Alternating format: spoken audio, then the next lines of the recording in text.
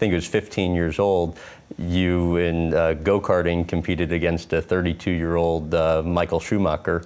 The best part of that was what?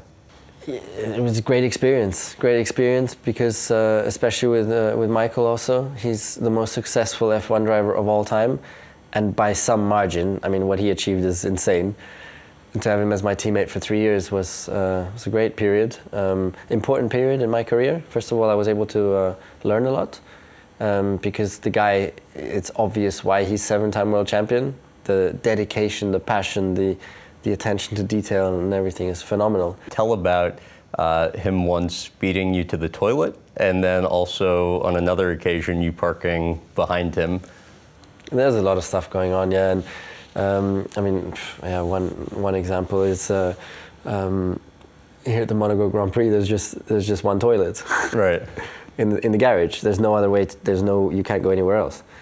And we always we go to the toilet just before getting in the car because we're in the car for such a long time and you can't go in the car. Right. And so he got there first, so I was waiting outside, and he knew it was me outside, you know. And so he just took his time forever, you know. He was probably standing there just looking at the mirror, watching his watch, leaving it to the last minute to get out so that he can just about get to the car, but he knows that I'm not going to be able to go to the bathroom anymore. And of course I'm getting more and more stressed outside because I'm like, geez, I'm going to miss the start of the session. Right. And then I had to eventually use a bucket for help.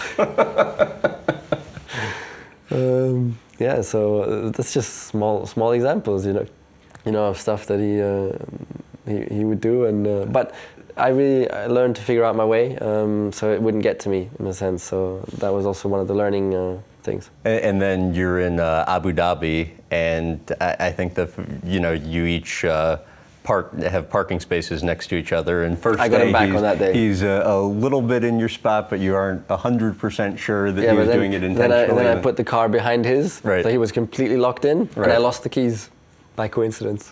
Yeah. Right. So how did he handle that then? It was a bit of a tense moment, but it was okay. So, are they, like, at the time, are those moments where you guys are joking with each other, or like you guys are consciously trying to get under? Well, depends. It's more, it's joking, but in an intense level, because you are as well trying to beat the other guy. What was your reaction when you learned he's retiring, and then your childhood friend, Lewis Hamilton's going to become your teammate?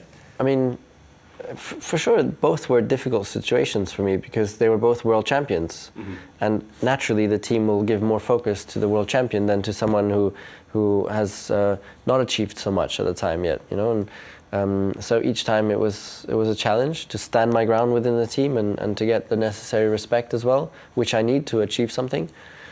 But both times it worked out well, and I found my way and worked hard at it, and really had the support also from the team. You know, I'm very, very thankful that they always gave me the necessary support, and we could grow together and then end up with winning the championship. Right, and it's so cool to talk about because obviously it ends with you winning the championship and having a lot of success. But how at that time do you stand your ground, to